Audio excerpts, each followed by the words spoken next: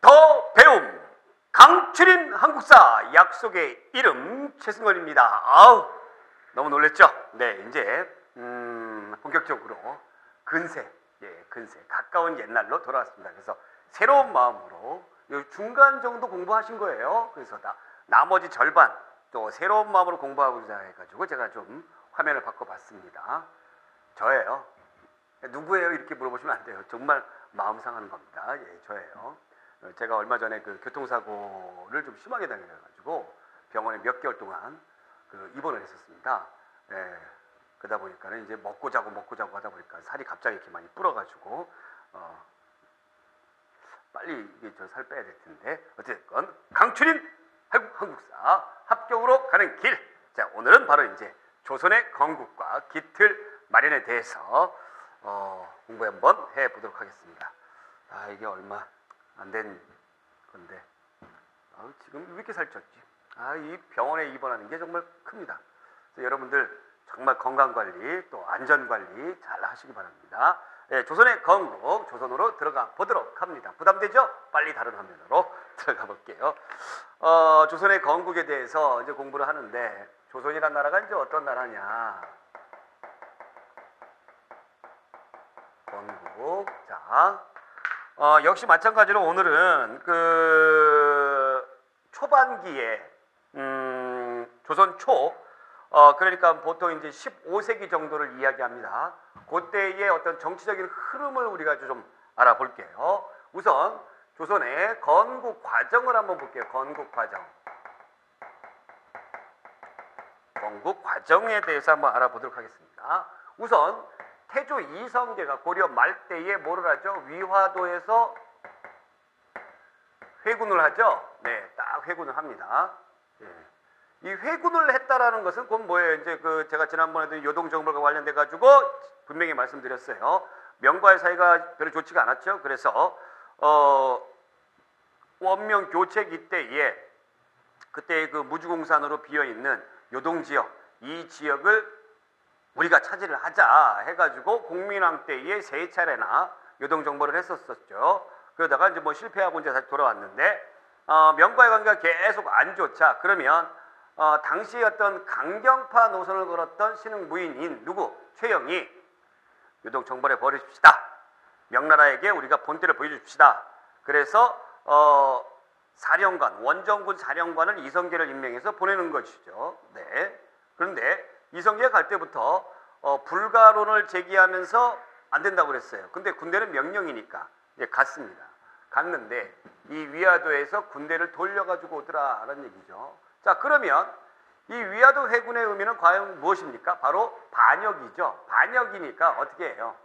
반대파들, 최영이라든가 이런 사람들을 제거를 합니다. 그래서 이 위화도 회군의 의미는 이성계가 실권을 장악을 했다라는 어떤 의미를 두고 있어요. 자, 그리고 나서 이제 반대파들을 제거를 딱 하고 위화도 회군, 반대파들을 딱 제거하고 그 다음에는 이제 어떻게 하느냐? 그 다음에 위화도 회군 다음에 과전법을 실시한다라는 겁니다. 이게 중요해요. 과전법을 실시한다라는 거예요. 당시에 이성계를 도와줬던 신진 4대부, 대표적인 신진 4대부들은 누구냐면 정도전, 조준 같은 강경파 신진 4대부들이에요. 예, 고려 왕조는 썩을 대로 썩었으니까 어떻게 된다? 망하게 한 다음에 새롭게 시작을 해야 된다라는 거였어요. 자, 그러면 이런 신진 4대부들이 위화도 회군을 하는데 굉장히 결정적으로 도움을 줬다라는 거죠. 그러면 이러한 사람들에게 뭘 줘야 돼요? 상을 내려줘야 되겠죠. 그래서 신진사대부요. 줄여서 신사로 할게요. 신사에게 경제적 기반을 마련해 준다라는 겁니다. 경제적 기반을 마련해 준다라는 거예요. 자, 그러면 그 전에는 누가 토지를 가지고 있습니까? 권문세족이 토지를 가지고 있었죠. 그래서 권문세족들이 토지를 많이 가지고 있기 때문에 줄 땅이 없었던 거죠. 그래서 권문세족들의 토지를 빼앗아서 신진사대부들에게 경제적 기반을 마련해 준다. 그러면 왜 이름이 과전법이냐라는 부분에 대해서 우리가 한번 생각해 봐야 돼요. 고려시대 때의 토지제도의 명칭은 뭐였습니까? 전시과였죠. 전지와 시지를 주는 거였죠. 과는 뭐라고 그랬어요? 과는 등급이죠. 여기에서 새롭게 나와지는 과전법은 시를 빼버리는 겁니다. 그럼 뭐예요? 과전이 되는 거예요. 아시겠죠? 시만 빼고 똑같다라고 보시면 돼요. 시만 빼고 똑같다. 이것이 바로 과전법이다. 자, 과전법 주고 나서 그 다음에 조선을 건국을 합니다. 조선을 건국을 해요. 자, 이것이 이제 1392년도에 조선을 건국한다. 고조선을 이어받는다 해가지고 조선이죠. 그러니까 나라를 처음에 세울 때는 항상 그 진취적인 어떤 그런 모양새, 그런 어떤 그 의지를 나타내죠. 나라 이름에서 조선을 건국합니다. 자, 그 다음에 한양천도를 하더라라는 거죠.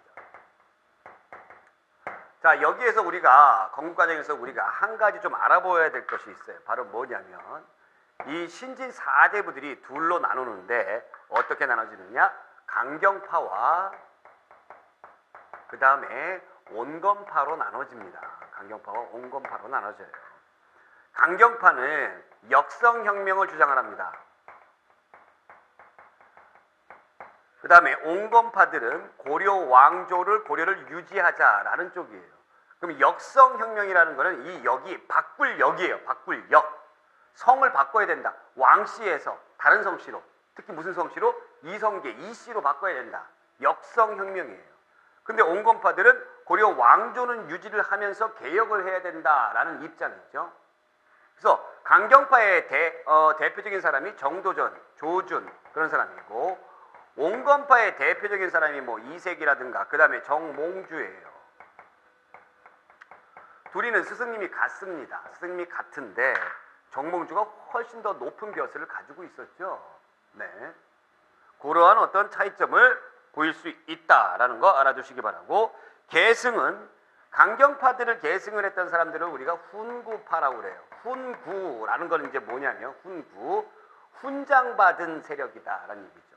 조선 왕조를 세우고 조선 왕조 기틀을 마련하는데 공을 세웠기 때문에 훈장을 줬겠죠. 그래서 훈장받은 옛날 세력이다. 그럼 왜 옛날 세력이냐 하냐면 16세기 들어가서 바라볼 때, 얘네들을 바라볼 때 옛날 구세력으로 바라봤기 때문에 그런 겁니다. 그럼 온건파들을 이어받았던 사람들은 사림들이다라는 거죠. 사림은 사자가 이사자고 선비사자고 숲을 림자를 씁니다. 자, 새롭게 생긴 조선을 반대했기 때문에 얘네들은 삐져가지고 어떻게 합니까? 조선왕조하고 등을 쌉니다. 등을 싸고 저기 산골짜기 두문동에 들어가가지고 나오지도 않아요. 그래서 두문불출이라는 말이 생겨났어요. 그래서 숲에 들어가 있는 애들이다 해서 사림이라고 했습니다. 자, 훈구파 애들은 유교 중에서도 어떤 것을 좋아했냐면 사장을 좋아했어요. 그래서 사장파라고 합니다. 자, 사장이라는 것은 곧 뭘 의미하냐면 뭐 문화, 시 이런 것들을 의미하는 거고, 얘네들은 오리지널 유교 경전을 좋아했어요. 그래서 경학파라고도 한다라는 겁니다. 아시겠죠? 그래서 16세기 들어갔을 때 훈구와 사림의 대립에서 사림이 4번이나 깨져요. 그래서 4번이나 사림이 화를 입었다 해서 사화라고 이야기를 하는 겁니다.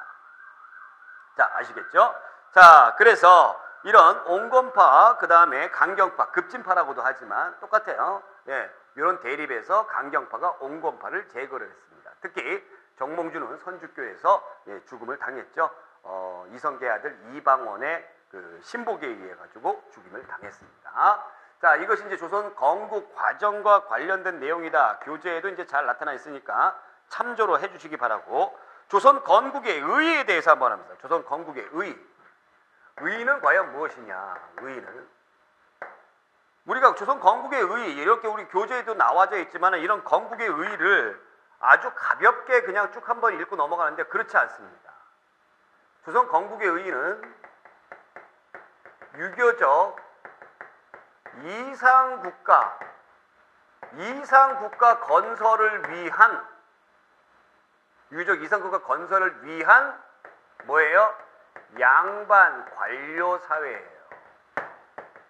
이것이 조선 건국의 의의예요. 자, 그러면 이 표현이 어떤 것을 담고 있는가 하나하나 뜯어가지고 분석을 해보겠습니다. 여기에서 말하는 유교는 곧 뭘 의미하냐면 성리학을 얘기하는 거죠. 그렇죠? 그래서 성리학적 이상국가 건설을 얘네들은 꿈꾸고 있는 거예요. 그러면 성리학적 이상국가가 과연 뭐냐? 왕권과 신권의 조화를 얘기합니다. 무슨 말인지 아시겠죠? 왕권과 신권의 조화를 얘기해요. 왕 혼자 독단적으로 독재정치 피고 뭐 이런 거 쟤네들 싫어해요. 조선 왕조는 앞에 나가서 죽을 고비를 넘겨가면서 싸웠던 사람은 이성계고, 모든 조선 왕조의 시스템과 아이디어는 누구의 머리에서 나왔냐면은 바로 여기에 나오는 정도전의 머리에서 나왔기 때문에 이성계가 조선을 세웠을 때 이성계만 잘나는 꼴을 정도전은 바라지 않았을 것이다 라는 얘기입니다. 그래서 이것을 강조를 했어요. 이상국가 건설. 이것이 곧 이상국가다라는 얘기죠. 그런데 양반 관료사회다. 관료는 이제 관리란 뜻이고, 양반은 뭐냐? 야 이 양반아, 그가 양반이냐? 아니죠. 양반은 반이 2개 있다. 개가 2개 있다 해서 우리가 양개 그러듯이 반이 2개 있다. 양반 뭡니까? 문반과 무반, 벼슬에 나아간 문반과 무반, 이 2개가 조화를 이루고 있습니다. 고려시대 때는 무반을 무시했잖아요. 그러지 않아요. 왜냐하면 이성계도 무인이었기 때문에. 그래서 이 무인들 시험을 보는 공식적인 과거 시험 무과도 조선시대 때 쭉 이어진 이유도 바로 여기 있어요. 그래서 이 반이, 벼슬에 나가는 반이 문반과 무반 2개가 있다 해서 양반 관료 사회라고 하는 거죠. 그러면 양반 관료 사회에서는 뭐를 해야지만 문반 나가고 무반 나가냐? 과거 시험 봐야 된다는 얘기죠. 고려시대 때도 과거 시험이 있었으나 고려시대 때는 뭐가 더 컸다라고 얘기했어요? 음서가 더 컸다라고 얘기했죠. 이 음서와 비슷한 제도가 조선시대도 있었지만은 이걸 세운 애들이 귀족 애들이 아니었잖아요. 신진사대부잖아요. 그렇죠?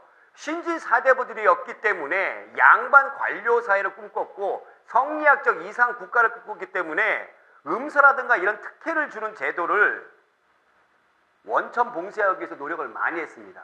그래서 과거로 등용되는 것을 명예로 여겼어요. 제가 이거를 왜 뜯어가지고 분석을 하고 여러분들에게 말씀드리냐면, 이거를 이해를 해 주셔야 조선시대 때에 나오는 여러 가지 제도들을 여러분들이 딱 아실 수가 있다는 얘기입니다. 그 얘기를 제가 하고 싶었던 거예요. 자, 그렇다면 잠깐 자료 화면 잠깐 볼게요. 여기 이제 급진파, 옹건파, 정도전 조준, 정몽주 이생 나오죠. 고려왕조 부정하고요. 고려왕조는 유지하면서 옹건적 개혁을 하는 거고, 관악파, 사장파 이런 것들이 있었고, 그 다음에 위화도 회군 보겠습니다. 여기가 이제 요동지방이니까 이쪽으로 가서 압록강 하구에 위화도에서 군대를 돌려서 이렇게 오는 거였죠. 이것이 바로 위화도 회군이었다라고 보시면 되겠고요. 자, 그 다음에 건국을 했으니까 이제 국가에 뭐를 마련해야 돼요? 기틀을 마련해야 되겠죠. 자, 국가 기틀 마련돼 가지고 이 부분을 한번 보겠습니다. 여러분들 교재에도 잘 나타나져 있지만 제가 하나하나 설명을 해 드릴게요. 하나하나 흐름과 여러분들이 이 역사 진행과 관련된 스토리가 굉장히 이건 중요하니까 꼭 알아두시기 바랍니다. 태조 나라를 건국했죠. 한양천도 했죠. 네, 그래서 태조예요.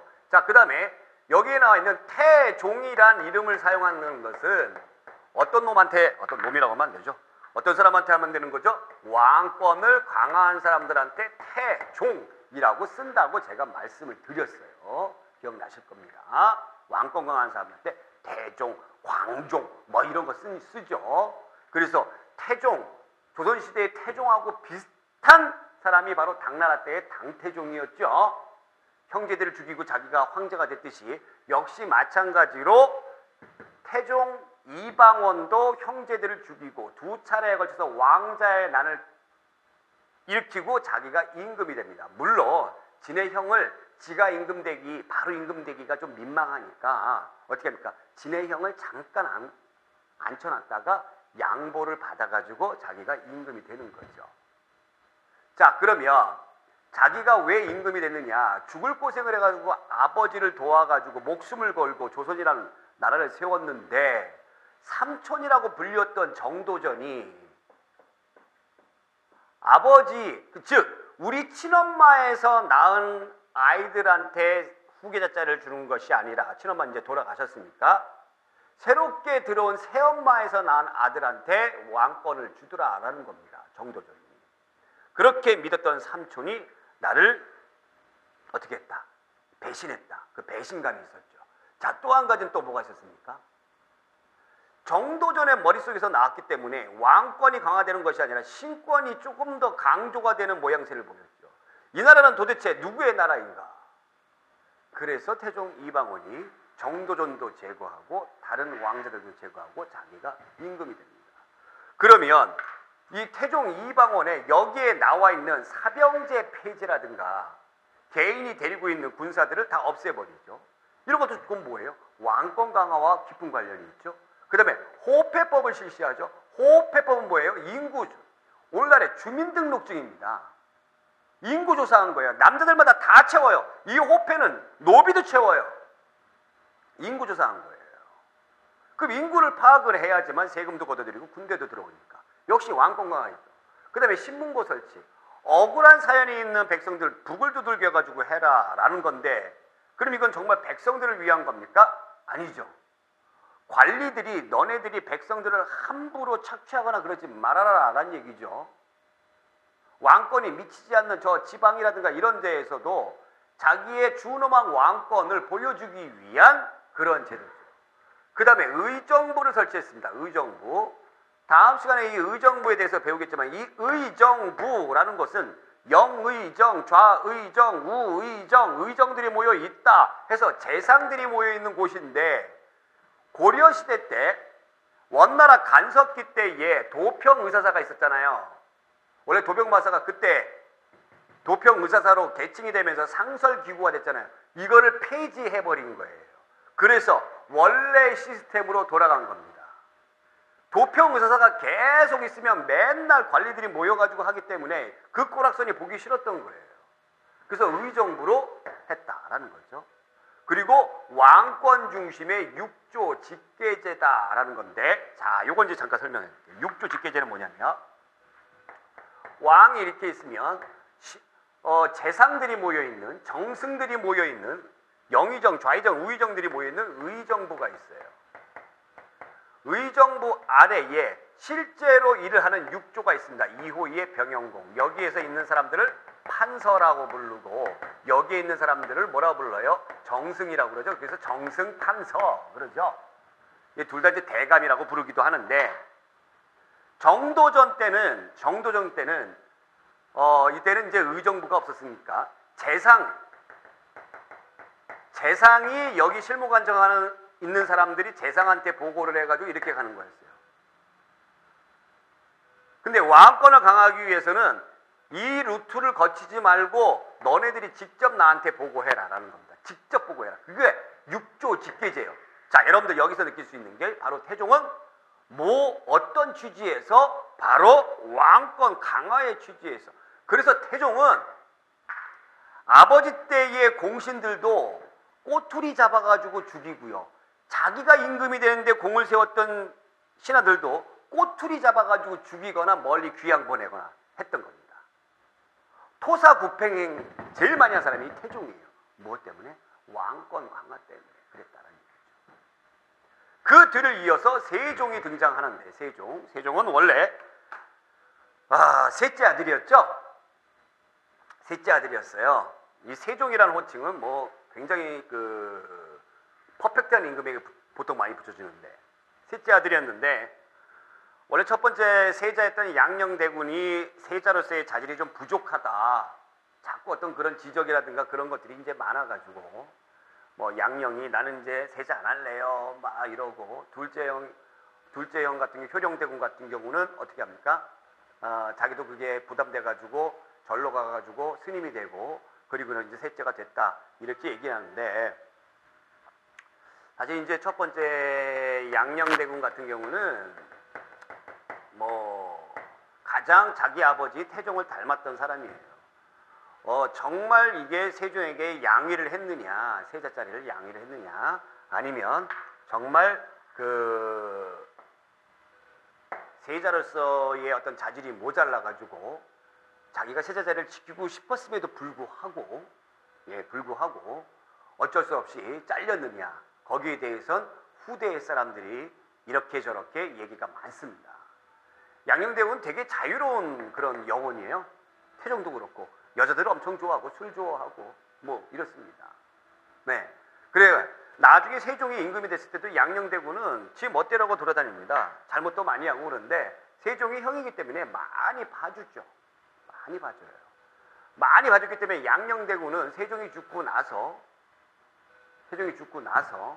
자기의 둘째 아들이 세조가 임금이 될 때까지도 양녕대군은 아주 한평생을 아주 즐겁게 사시다가 가신 분이에요. 자, 어찌됐든 이러한 배경 속에서 세종이 임금이 됩니다. 세종이 임금이 됐는데 세종이 아버지 이방원 태종이 죽고 나서 임금이 된 것이 아니라 뒤에서 섭정을 해요. 즉 태종은 상왕이 되고 세종은 뭐가 되는 거예요? 세종은 왕으로 등극을 해요. 그래서 아버지가 뒤에서 코치를 해요. 그런 기간이 있었어요. 왜? 자기가 좀 뒤에서 버텨줘야 신하들이 자기 아들을 넘보거나 없이 여기지 않을 것이다 라고 생각해서 그렇게 했던 것이죠. 즉 세종은 왕권 강화할 필요성은 없었던 겁니다. 왕권 강화가 이미 어느 정도 다져져 있었어요. 자, 그렇기 때문에 세종은 이제 뭐를 했느냐? 의정부 서사제를 하더라라는 얘기죠. 의정부 서사제. 자, 이제 육조 직계제 할 필요 없어요. 왕권이 이미 강화됐기 때문에. 그러니까 일이 너무 많아. 그러니까 너희들 나한테 직접 오지 말고 의정부에 가서 정승들한테 먼저 얘기한 다음에 정승들이 니네들이 일을 어느 정도 처리한 다음에 나한테 굳이 재가를 받을 거 있으면 가지고 와라. 이것이 의정부 서사제입니다. 아시겠죠? 그리고 집현전을 설치하죠. 집현전.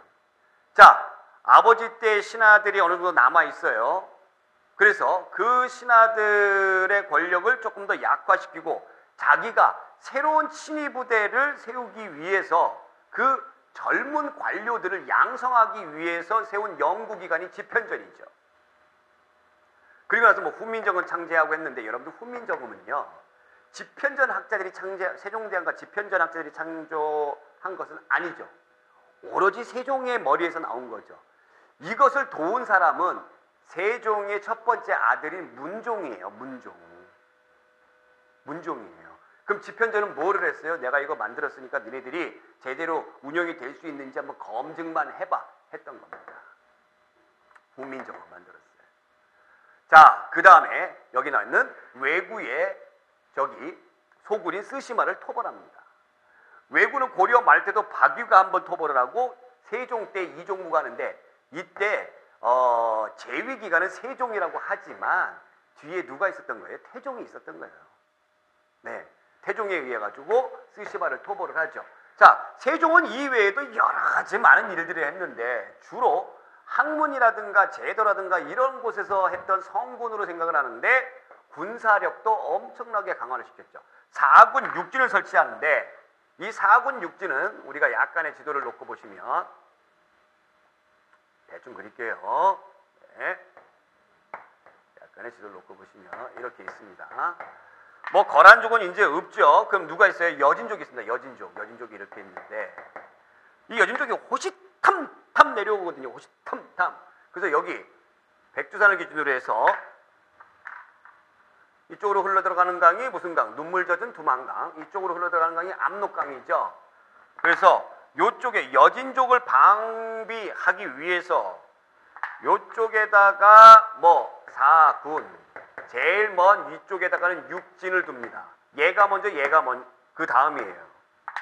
그래서 사군은 누구? 최윤덕이라는 사람을 시켜가지고 했던 것이고요. 육진은 누구? 김종서.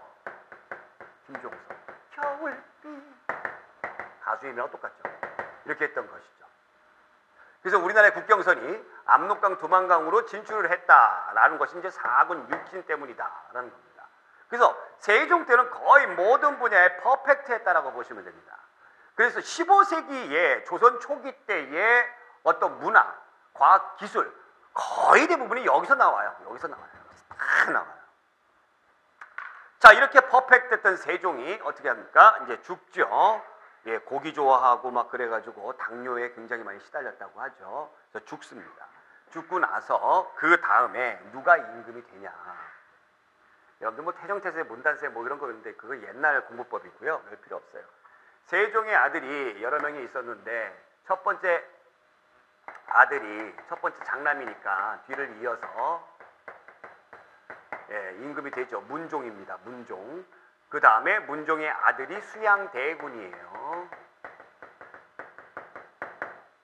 문종의 아들이 아니라 문종의 동생이죠. 네, 문종의 동생이에요. 그 다음에 그 밑에 동생이 또 안평대군이 있어요. 안평대군 이렇게 있어요.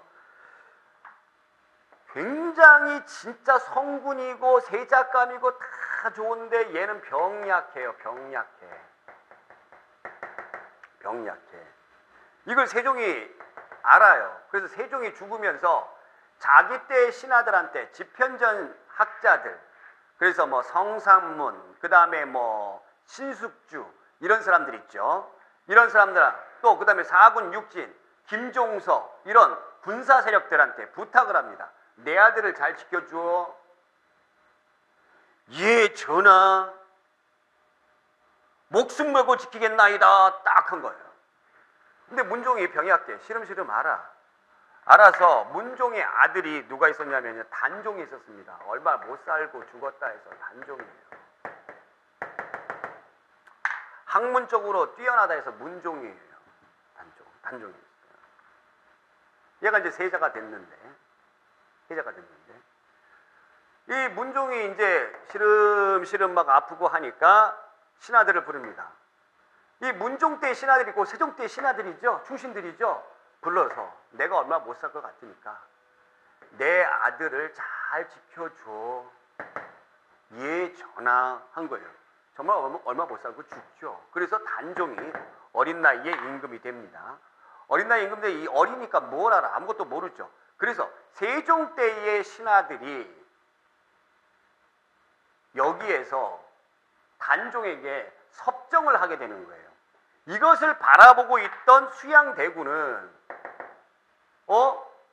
이게 제가 이제 좋게 표현하니까 얘기하는 거예요. 이게 왕권이 이제 땅에 꺼지고 신권이 높아지네. 이건 아니잖아 했던 거죠. 그래서 호시탐탐 그것을 노려서 어떻게 합니까?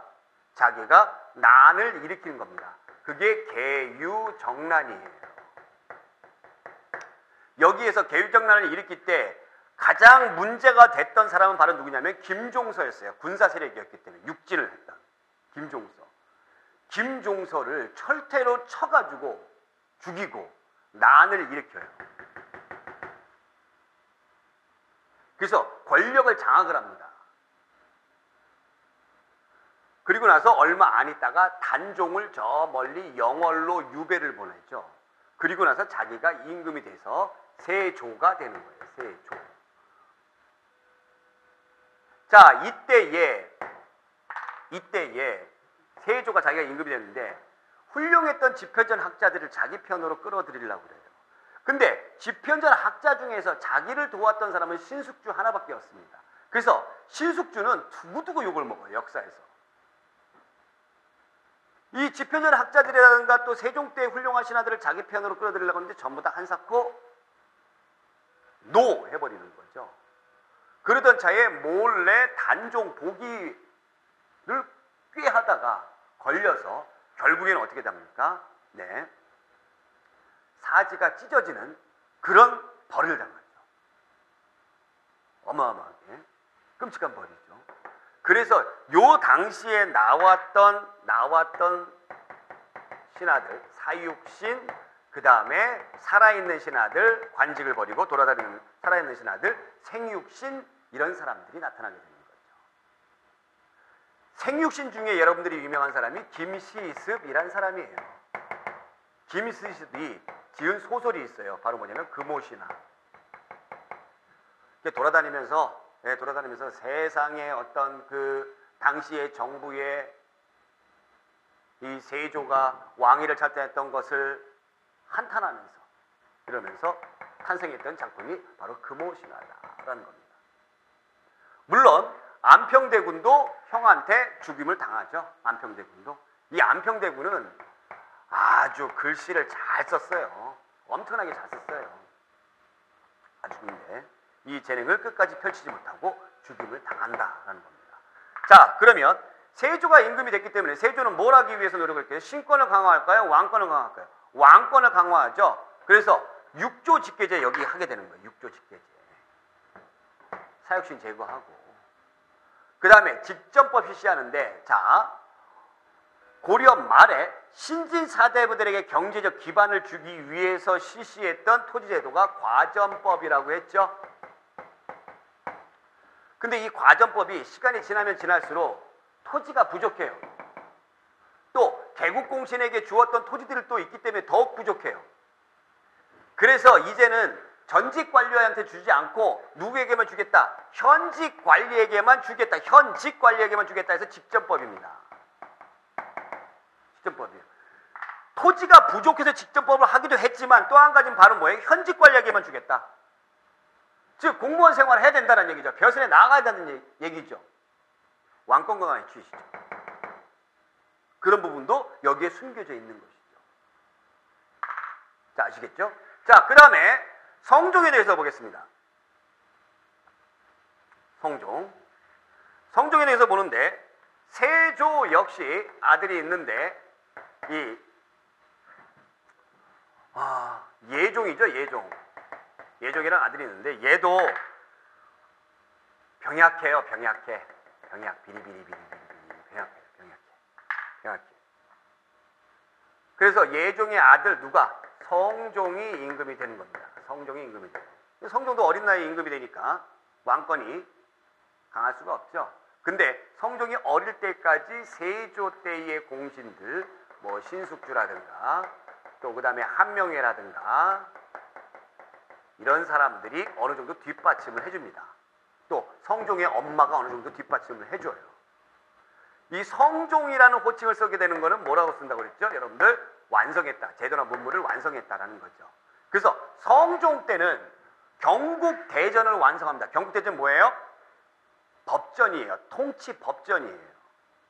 통치법전이 세조 때 시작을 해서 성종 때 완성이 됐다 해서 성종이죠. 성종. 조선의 문물이나 제도가 완성이 끝난 것이 바로 성종 때. 그것이 경국대전이에요. 자, 그 다음에 토지제도에 관수관급제를 했다. 관수관급제. 이것을 했다. 성종 때. 관수관급제는 관에서 수거해서 관에서 배급한다 해서 관수관급제예요.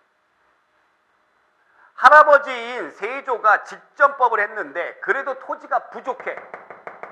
토지가 부족해서 이제는 수조권을 누가 한다? 국가가 한다라는 얘기입니다. 국가가 한다. 관리들이 하는 것이 아니라. 그래서 관에서 수거해서 관에서 배급하는 제도 성종 때로 갔던 거죠. 성종 때도 어느 정도 왕권이 올라가 있었기 때문에 뭐 한 걸 수가 있었어요? 관수관급제를 할 수가 있었던 것이죠. 이거 나중에 조선의 토지제도 나올 때 또 나오니까 그때 가면 더 자세하게 아마 이해가 되실 겁니다. 그런데 성종 때도 태평성대였어요. 태평성대였는데 뭐 스캔들이 좀 많았죠. 성종이 여자를 좀 많이 좋아해가지고 스캔들이 많았어요. 근데 이제 중전이 이제 죽고 나서 성종의 계비인 윤씨가 들어오게 되는데, 왜 윤씨라고 표현을 하냐면, 중간에 중전에 있다가 어떻게 됐기 때문에 잘렸기 때문에 이렇게 됩니다. 잘렸기 때문에. 그래서 성종과 윤씨 사이에 낳은 아들이 연산군이에요. 윤씨는 이제 저기 가가지고 어떻게 하죠? 사약 먹고 죽죠. 그러고 나서 임금이 됐는데 자기 엄마가 어떻게 죽는지 몰랐어요. 근데 어느 날 갑자기 외할머니가 옵니다. 외할머니가 와가지고 엄마가 죽을 때에 피를 닦았던 옷자락을 가지고 오죠. 이것 때문에 연산군이 어떻게 되는 거죠? 휙 돌아버리는 거죠. 그래서 이 사건과 관련된 사람들을 죄 죽여버리는 거죠. 이때 죽임을 많이 당했던 사람들이 아버지 때에 비로소 중앙에 올라왔던 살인들이 죽임을 많이 당했어요. 예. 그래서 연산군은 그 이후에 이 마더 컴플렉스 그것 때문에 굉장히 여자를 탐하는, 그래서 여자를 데리고 오는 관청을 만들었어요. 그 관청이 바로 흥청이에요. 흥청. 여기 여자들하고 맨날 놀죠. 술 마시고. 그래서 흥청, 망청이라는 말이 여기서 나타났던 것이죠. 그래서 결국에는 연산군이 정치를 못하고 하다 보니까 신하들에 의해 가지고 연산군은 왕위에서 쫓겨나는 거죠. 쫓겨났기 때문에 조나 종자를 쓰지 않고 왕자의 신분으로 강등당해서 연산군이라고 한 겁니다. 조선의 왕들의 시호 가운데서 군자로 들어가는 끝나는 왕은 2명밖에 없어요. 연산군하고 광해군. 중간에 쫓겨났기 때문이죠. 자, 그 뒤를 이어서 16세기에 들어가게 되면 중종이 들어가게 됩니다. 중종. 이 중종은 신하들에 의해 가지고 임금이 된 거죠. 그래서 왕권이 약해요. 왕권이 약했기 때문에 누구를 등용하려고? 사림을 등용해서 훈구색들을 제거하려고 노력을 많이 했어요. 그래서 여기도 사화가 일어나죠. 그러니까 이러한 흐름들, 정치적인 흐름들을 여러분들이 기억을 해 두시면 앞으로 나아갈 때, 공부할 때에 이러한 어떤 제도라든가 사건이라든가 이해가 금방 가신다라는 겁니다. 이게 스토리텔링이에요. 이게 호패의 모습입니다. 호패. 호패. 누가 했다고요? 누가? 태종 이방원이 했죠? 네, 이거는 모든 남자에게 다 채우는 거죠? 그렇습니다. 신분의 고하를 막론하고 다 채워요. 자, 호패까지 우리가 한번 알아봤고요. 자, 다음 시간에는 조선의 통치 제도, 통치제도 굉장히 이게 좀 디테일하게 설명을 해드려야 되기 때문에 다음 시간에는 중앙정치제도하고 지방행정제도, 교육 및 과거 제도까지 다음 시간에 또 꼼꼼하게 알아보도록 하겠습니다. 자, 오늘 여기까지. 고맙습니다.